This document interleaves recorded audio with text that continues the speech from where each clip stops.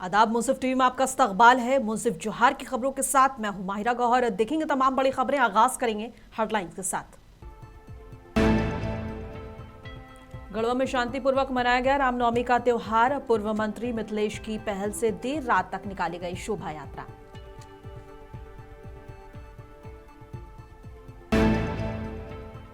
धनबाद में happy street का हुआ आयोजन। नशा मुक्ति और फिटनेस का दिया गया संदेश।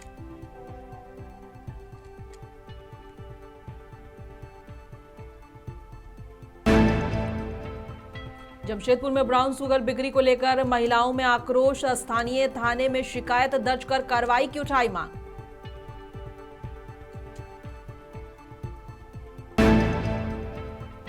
जमशेदपुर समेत पूरे कोल्हान में तेज आंधी बारिश। लोगों को गर्मी से मिली राहत।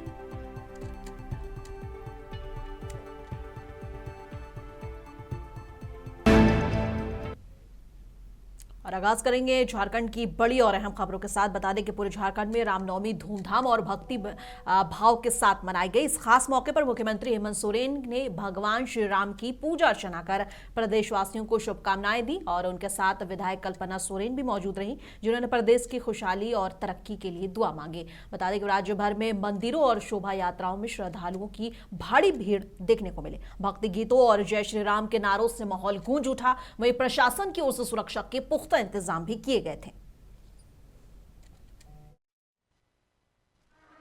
झारखंड के मुख्यमंत्री हेमंत सोरेन ने रामनवमी के मौके पर रांची स्थित श्री राम जानकी तपोवन मंदिर में विधि विधान से पूजा अर्चना की। इस दौरान उनके साथ उनकी पत्नी और विधायक कल्पना सोरेन भी मौजूद रहीं। मुख्यमंत्री ने भगवान श्री राम की पूजा कर प्रदेश की उन्नति, सुख शांति और खुशहाली की कामना की। साथ ही उन्होंने राज्य के लोगों को रामनवमी की शुभकामनाएं भी दी।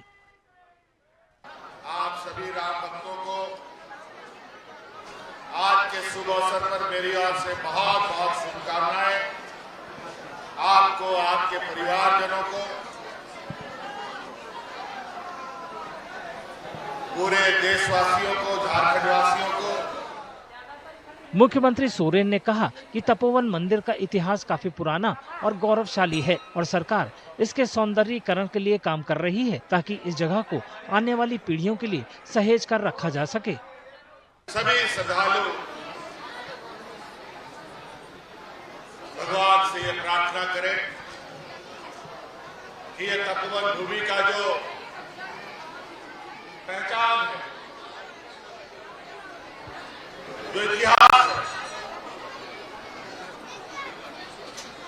वो और इतना मजबूत हो कि आने वाला समय पीढ़ी दर पीढ़ी इसको याद रखे।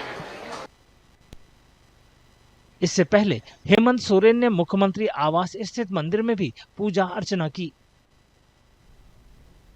धरती आबा भगवान बिरसा मुंडा की पावन धरती झारखंड में राज्यपाल संतोष कुमार गंगवार ने उपराष्ट्रपति सीपी राधाकृष्ण का पवित्र खूंटी की धरती पर हार्दिक स्वागत किया। मुख्यमंत्री हेमंत सोरेन का प्रतिनिधित्व करते हुए उन्हें पुष्प गुच्छ भेंट कर अभिनंदन किया गया। भगवान बिरसा मुंडा की धरती पर उनका आगमन सभी के लिए गौरव का क्षण रहा और उपराष्ट्रपति महोदय ने जामताड़ा का विशेष उल्लेख किया और स्वास्थ्य मंत्री के कार्यों की सराहना की। और राज्यपाल संतोष गंगवार समेत जिला प्रशासन और अधिकारी भी उपस्थित रहे और सभी ने मिलकर उपराष्ट्रपति का गरिमामय स्वागत किया।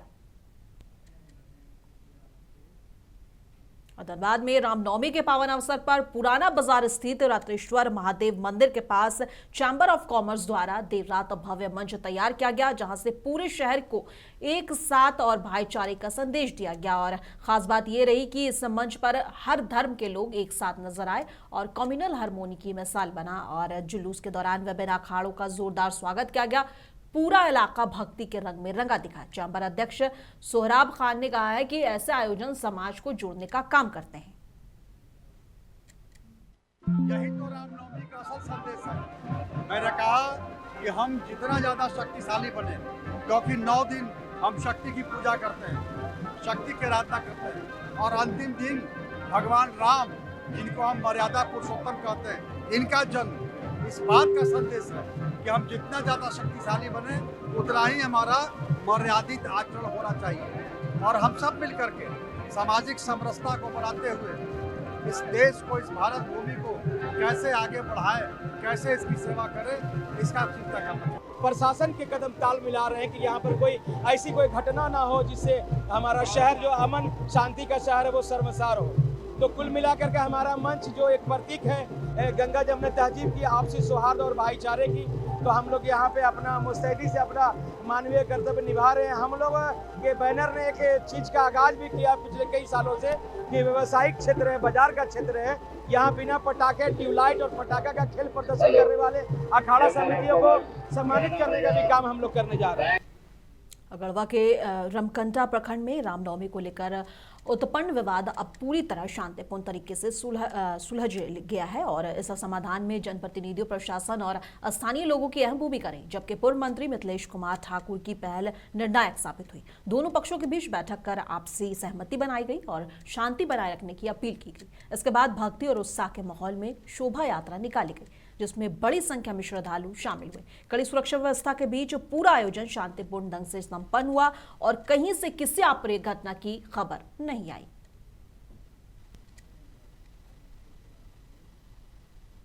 जमशेदपुर के जादूगौड़ा में आधा शक्ति महिला अखाड़ा ने रामनवमी के मौके पर भव्य शोभा यात्रा और अखाड़ा जुलूस का आयोजन किया। जुलूस में बड़ी संख्या में महिलाएं शामिल हुई, जिन्होंने उत्साह के साथ हिस्सा लिया। लड़कियों ने एक से बढ़कर एक खेल और करतब पेश किए, जिससे सभी दर्शक मंत्र मुग्ध हो गए। इस आयोजन में कई प्रमुख स्थानीय नेता और गणमान्य व्यक्ति भी शामिल हुए। शोभा यात्रा ने शहर में भक्ति और उत्सव का माहौल बनाए रखा।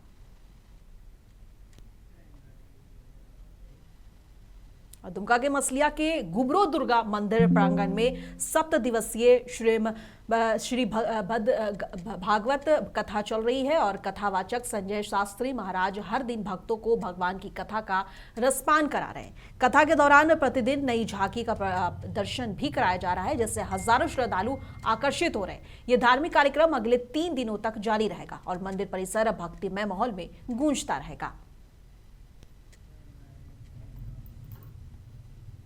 धनबाद जिला प्रशासन की ओर से लूबी सर्कुलर रोड पर हैप्पी स्ट्रीट कार्यक्रम का सफल आयोजन किया गया, जिसका मकसद नशा मुक्ति के प्रति लोगों को जागरूक करना था। सुबह 6 से 9 बजे तक चले इस इवेंट में शहरवासियों ने बढ़ चढ़ कर हिस्सा लिया। यहां योग, प्राणायाम, साइकिलिंग और स्केटिंग, बास्केटबॉल और आश्चर्य जैसे एक्टिविटीज के साथ लाइव बैंड, पेंटिंग और नुक्कड़ नाटक ने माहौल को जीवंत बना दिया। उपायुक्त आदित्य रंजन और एसएसपी प्रभात कुमार ने भी शिरकत कर युवाओं को नशे से दूर रहने का और स्वास्थ्य और लाइफस्टाइल अपनाने का संदेश दिया।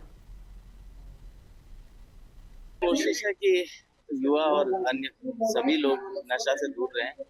जैसा कि हम लोग देख रहे हैं कि झारखंड देश के अग्रणी राज्यों में जहाँ गुटखा भी बैन है और अन्य सभी मादक पदार्थों पर कड़ा निगरानी रखा जा रहा है। हम लोग कोशिश कर रहे हैं कि आज एक जागरूकता फैलाकर और कोशिश करें कि ज्यादा से ज्यादा लोग इस मुहिम से जुड़े और किसी भी तरह का नशा का सेवन नहीं करें। और कानूनन तौर पर भी हम लोग इस पर कार्रवाई अब आगे करके करेंगे, क्योंकि जागरूकता पहले फैला ले रहे हैं ताकि लोग को ये रहे कि हम लोगों ने आगाह किया था और अब ऐसे छोटे दुकानदार भी होंगे तो हम लोग कड़ी कार्रवाई करेंगे। आज बहुत सारी एक्टिविटीज है, देख भी रहे हैं। मैं अपील भी करूंगा प्रेस मीडिया से भी कि इसको ज्यादा से ज्यादा प्रोजेक्ट करें। हम लोग माह में एक न एक दिन जरूर ऐसी कोई कार्यक्रम करके जागरूकता फैलाएंगे। आज स्केटिंग है, योगा है, डांस है, बैंड है, स्कूल के 2 बड़े बैंड आके परफॉर्म कर रहे हैं। एनसीसी से जुड़े हुए 100 से ज्यादा युवा आज यहाँ पार्टिसिपेट कर रहे हैं। तरह तरह के फूड स्टॉल हैं जो हेल्थी फूड को प्रमोट करने के हिसाब से लगाए गए हैं। ये सब चीजें आज है और साइकिल रैली करके हम लोगों ने स्वस्थ समाज का भी एक संदेश दिया। मोबाइल से भी बच्चे काफी जुड़ रहे हैं, वो भी एक नशे के रूप में एडिक्शन।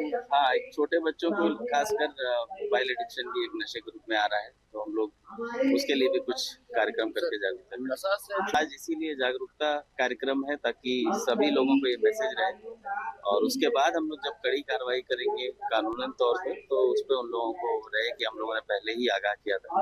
और अभी हम लोग उसी पर डिस्कशन चल रहा है, लगातार छापेमारी भी करेंगे। और हैप्पी स्ट्रीट कार्यक्रम में एसएसपी प्रभात कुमार ने भी अपनी उपस्थिति दर्ज कराई। उन्होंने कहा कि इस पहल का मुख्य उद्देश्य युवाओं को नशे की लत से दूर रखना और समाज में सकारात्मक बदलाव लाना है। उन्होंने ये भी कहा कि ये इस प्रकार के आयोजन न केवल जागरूकता बढ़ाते हैं बल्कि लोगों को स्वास्थ्य और बेहतर जीवन शैली अपनाने के लिए प्रेरित करते हैं।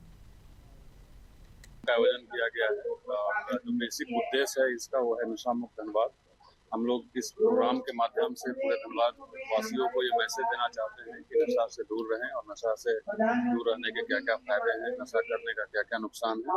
तो आप देख रहे हैं बहुत सारी एक्टिविटी यहाँ कराई जा रही है और बेसिकली कंसेप्ट ये है, आज एक स्ट्रेच ऑफ रोड को पब्लिक ट्रैफिक के लिए बंद करके और आम पब्लिक यहाँ आ करके और फ्री एक्टिविटी है, इसका नाम ही है हेल्थ फ्री। तो जिसको जो सुबह में मन करे वो करे। और इससे एक और मैसेज है कि सुबह आप जल्दी उठ करके अपने लिए 1 घंटा टाइम निकालते हैं, उससे आप स्वस्थ भी रहते हैं, आपकी दिनचर्या ठीक रहती है, एफिशिएंसी बढ़ती है। तो आपके माध्यम से भी मैं एक पॉइंट पे काफी स्ट्रेस करना चाहता हूँ कि हम लोगों ने एक मुहिम आज से शुरुआत की है और पूरे धनबाद को नशा मुक्त बनाना है। इसके लिए जो जो कदम प्रशासनिक तरीके से उठाने होंगे वो हम लोग उठा रहे हैं। आपके माध्यम से सभी लोगों से अपील है कि इसमें सहयोग करें, पार्टिसिपेट करें और एक नशा मुक्त धनबाद का संकल्प है इसको साकार करें। जमशेदपुर परसुडी थाना क्षेत्र के मखदूमपुर में ब्राउन शुगर की खुलेआम बिक्री को लेकर स्थानीय महिलाओं में भारी आक्रोश देखने को मिल रहा है। महिलाओं ने थाने में जाकर आरोपी खिलाफ लिखी शिकायत दर्ज कराई है और कार्रवाई की मांग की है। आरोप है कि बस्ती निवासी समीर घर के पास नशे की बिक्री करता है और बाहरी युवाओं को जमावड़ा भी वहां पर रहता है, जिससे माहौल खराब हो गया है और महिलाओं का बाहर निकलना मुश्किल हो गया है। और नाजिया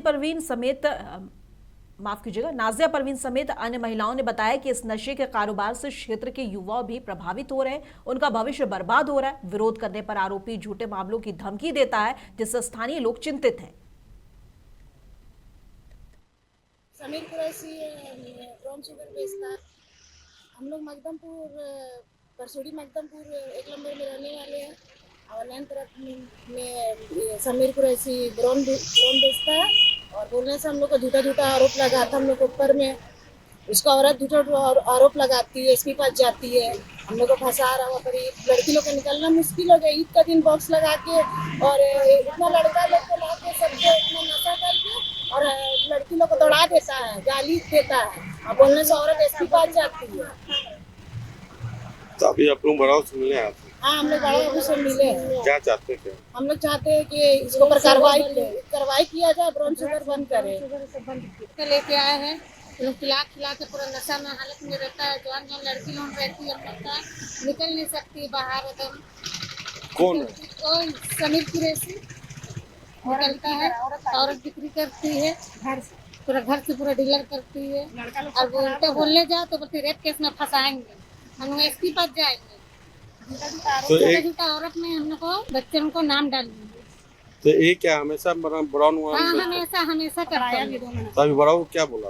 बड़ा बहू बोला एक्शन लेंगे। जमशेदपुर समेत पूरे कुल्हान क्षेत्र में तेज आंधी और झमाझम बारिश का दौर जारी है। अचानक आए तूफान के चलते लोग कई जगह रुक गए और भारी बारिश शुरू हो गई। पिछले 1 घंटे से लगातार हो रही बारिश ने गर्मी से राहत दिलाई है। लोगों ने बताया कि मौसम ने अचानक करवट बदली और नमी के साथ ठंडक महसूस हुई। प्रशासन ने चेतावनी जारी कर लोगों को सावधानी बरतने के लिए कहा है, जबकि मौसम विभाग ने अगले कुछ घंटों में भी बारिश के आसार जताए हैं। क्या कहना चाहेंगे?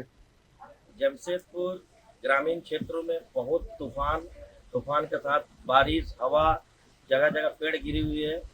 जब हम लोग फंसे हुए रास्ते में, काफी आंधी तूफान है। कितने देर से आंधी तूफान हो रही है? करीबन आधा घंटा से तूफान और हवा चल रही है और पानी भी जोरों की और हवा भी जोरों की है, तो काफी दिक्कत हो रही है। हम लोग रास्ते में फंसे हुए हैं। पीएम के मुख्यमंत्रियों के साथ बैठक पर बीजेपी प्रवक्ता प्रतुल शाहदेव ने कहा है कि पीएम मोदी ने टीम भावना से मिलकर काम करने की जरूरत पर जोर दिया है और आश्वासन दिया है कि एलपीजी या ईंधन की कोई कमी नहीं है, लेकिन लोगों को धैर्य रखने की जरूरत है। कि प्रधानमंत्री जी ने जो कल पहल की और इलेक्शन बाउंड स्टेट के चीफ मिनिस्टर्स के अलावा सारे चीफ मिनिस्टर्स के साथ जो वीडियो कॉन्फ्रेंसिंग की, यही हमारे संविधान की खूबसूरती है। फेडरल स्ट्रक्चर का जो खूबसूरती है वो कल देखने को मिला। प्रधानमंत्री जी ने सारे चीफ मिनिस्टर्स को कॉन्फिडेंस पर लिया, बताया कि किस तरीके से किसी चीज़ की कमी नहीं है, ना एलपीजी की कमी है, ना फ्यूल की कमी है, लेकिन पेशेंस रखने की आवश्यकता है। उन्होंने कहा खाड़ी के जो हालात हैं उस पर भारत बहुत पैनी नज़र बनाए हुए है, किसी चीज़ की कमी नहीं होने देंगे। और उन्होंने ये भी कहा कि हम लोगों को एक साथ काम करना होगा, टीम स्पिरिट से काम करना होगा। जिस तरीके से कोविड में पूरे देश ने, सारे राज्यों ने, केंद्र ने समन्वय से काम किया था, वही अभी ज़रूरत है ताकि ये जो क्राइसिस हो रहा है उससे हम निकल सके। तो ये एक बहुत ही सकारात्मक पहल थी। सारे राज्यों को कॉन्फिडेंस में लेना, सारे चीफ मिनिस्टर्स को कॉन्फिडेंस में लेना, और जो पोल बाउंड स्टेट्स हैं वहाँ के चीफ सेक्रेटरीज को अब कैबिनेट सेक्रेटरी आज ब्रीफिंग करेंगे। तो ये एक अच्छी शुरुआत है। बहुत ही सकारात्मक पहल है। और देखिए पूरे विश्व में जब बहुत हालत नाजुक हो गए हैं, अब आप पाकिस्तान में देखिए, पड़ोसी पाकिस्तान में 4 दिन ऑफिसेज खुले रहते हैं, और 4 दिन भी जो ऑफिसेज खुले रहते हैं उसमें 50% लोग वर्क फ्रॉम होम कर रहे हैं। फ्यूल क्राइसिस के कारण स्कूल को 2 हफ्ते के लिए बंद कर दिया गया है। तमाम तरह की चीज़ों पर पाबंदी लगा दी गई है। कंबोडिया में ऑड इवन नंबर पर गाड़ियाँ चल रही हैं। तो ये उदाहरण दिखा रहा है कि कैसे विश्व में हाहाकार मचा है। भारत में कोई पाबंदी नहीं लगी है और फ्यूल प्राइसेस नहीं बढ़े, इसके लिए हम लोगों ने एक बड़ा कदम उठाया और एक्साइज ड्यूटी 10-10 रुपये कम कर दी पेट्रोल और डीजल पर, जिससे ऑयल कंपनियों को बड़ी राहत मिलेगी। उनका जो घाटा है वो कम होगा। और ऑयल कंपनीज क्या करती हैं, अपने घाटे को कम करने के लिए फ्यूल की प्राइसेस बढ़ाती हैं। तो अब हमने 10 रुपये का उनको एक सेफ प्लेस दे दिया, जिससे अब कीमतें नहीं बढ़ेंगी। प्रधानमंत्री जी ने स्पष्ट किया कि पेट्रोल और डीजल की कीमतें नहीं बढ़ेंगी। और पटना में बीजेपी सांसद मनोज तिवारी ने कहा है कि भारत के लिए हॉर्मूज का रास्ता खुला हुआ है और हमारी बड़ी जीत है। इस समय वहां से 5 देशों के जहाजों की आवाजाही हो रही है और उसमें एक भारत भी है। और पेट्रोल डीजल के दाम ना बढ़े, इसके प्रयास लगातार जारी है। भारत का तो सारा जो हॉर्मूज का रास्ता है भारत के लिए वो खुला हुआ है।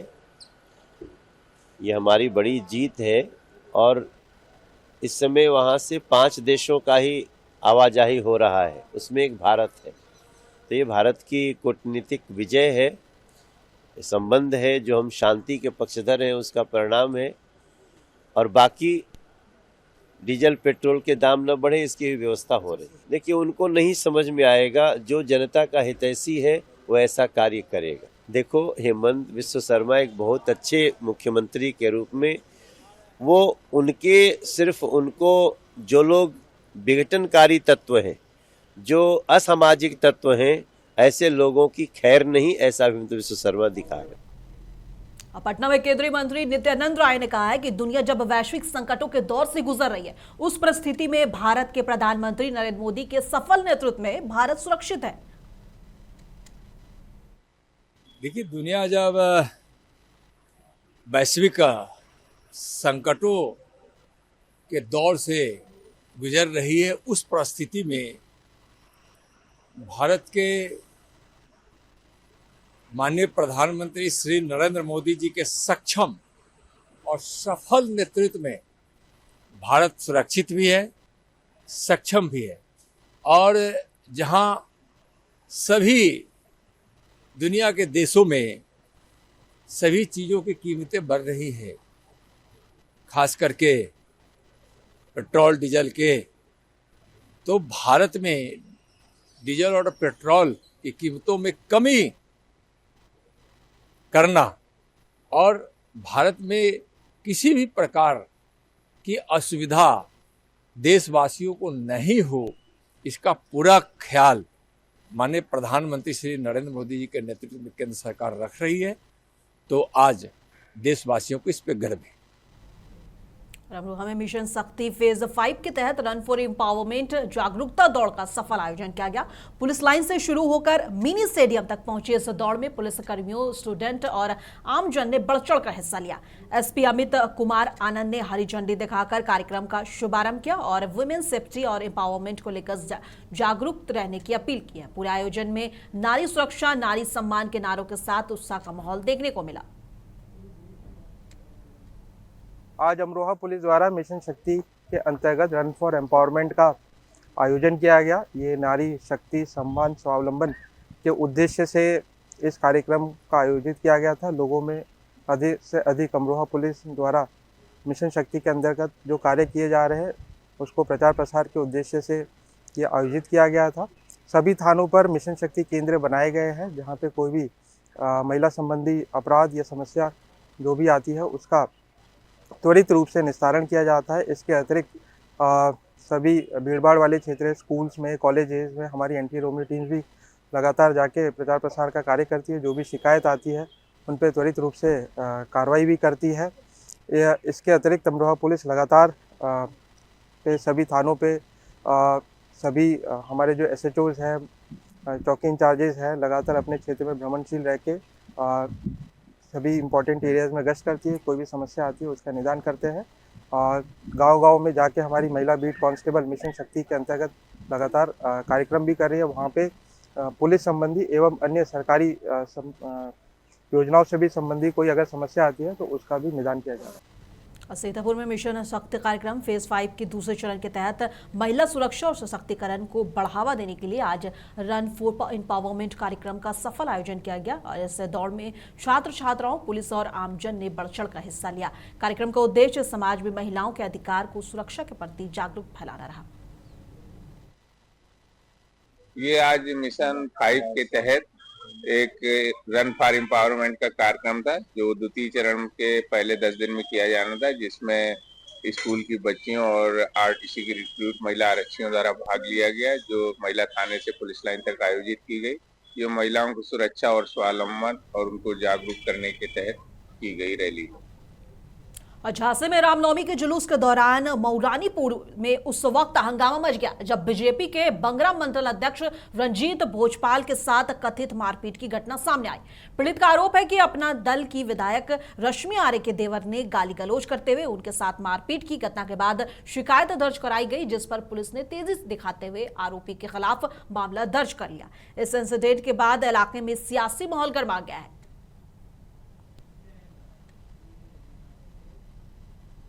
और झांसी के मेवातीपुरा के हुसैनी इमामबाड़ा के आज जन्नतुल बाकी के इंतजाम की याद में मजलिस अज़ा का आयोजन हुआ और मगरिबैन में नमाज के बाद शुरू हुई इस मजलिस को मौलाना सैयद नावेद हैदर आबदी ने खिताब किया, जहां उन्होंने इस तारीखी त्रासदी पर रोशनी डाली। मजलिस के बाद मोमीन ने शांतिपूर्ण प्रोटेस्ट कर जन्नतुल बकी के मुकद्दस रोज़े के रिकंस्ट्रक्शन की मांग उठाई। बड़ी तादाद में लोगों ने शिरकत कर अपना गम और एहतजाज दर्ज कराया। और उस कब्रिस्तान में सिर्फ अहले बैत अलैहिस्सलाम की कब्र नहीं है, बल्कि जंग ओहद के शोहदा, जंग बद्र के शोहदा, 10,000 से ज़ायद शोहदा की कब्रें वहाँ पर हैं। और सिर्फ ऐसा ही नहीं है, अज़वाज रसूल, असहाब रसूल जो अंसार थे, मुहाजिरीन थे, जो अहले बैत अलैहिस्सलाम थे, उनकी कब्रों को वहाँ पे मुनद्दिम किया गया।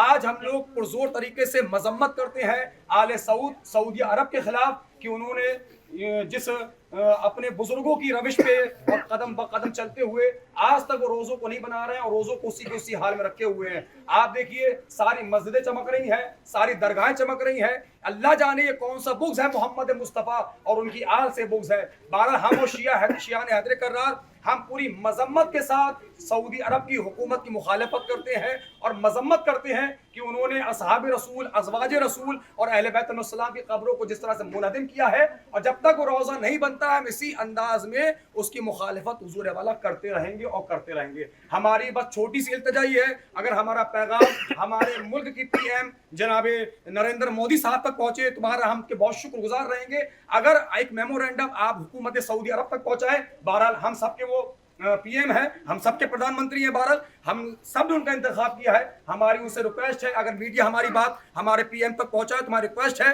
कि वो सऊदी अरब को किसी भी तरह से मनाए और समझाए कि जिस तरह से उन्होंने जन्नतुल बकी को उजाड़ा है उसी तरह जन्नतुल बकी को दोबारा बसाए, क्योंकि एक खास कम्युनिटी, एक खास तबका हिंदुस्तान में रहता है जो हिंदुस्तान के साथ साथ अहले बैत अलैहिस्सलाम से, मोहम्मद मुस्तफ़ा से मोहब्बत करता है। और बिजनौर के मंडावली थाना क्षेत्र में भागूवाला में एक युवक ने दूसरे बाइक सवार पर लोहे की रॉड से जानलेवा हमला कर दिया। इस अटैक में युवक गंभीर रूप से घायल हो गया, जिसे ग्रामीणों ने तुरंत अस्पताल पहुंचाया। हालत नाजुक होने पर डॉक्टर ने उसे जिला अस्पताल रेफर कर दिया है। पूरी वारदात CCTV में कैद हुई, जिसकी वीडियो अब सोशल मीडिया पर तेजी से वायरल हो रही।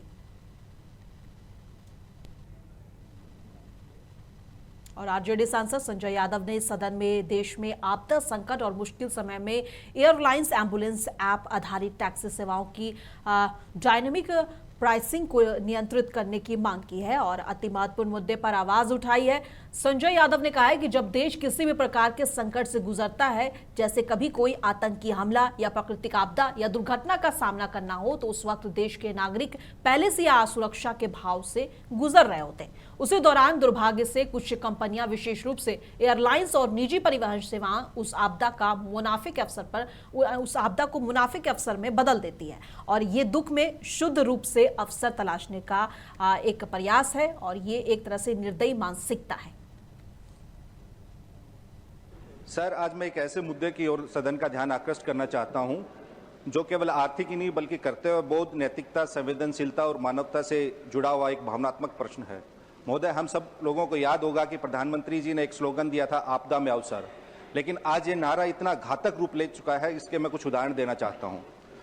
महोदय, जब देश पे किसी प्रकार का संकट आता है या कोई आतंकी हमला होता है, प्राकृतिक आपदा होती है या किसी प्रकार की दुर्भाग्यपूर्ण घटना होती है देश में, तो उस समय देश के नागरिक पहले से ही भय, पीड़ा, दर्द और एक असुरक्षा के भाव में जी रहे होते हैं।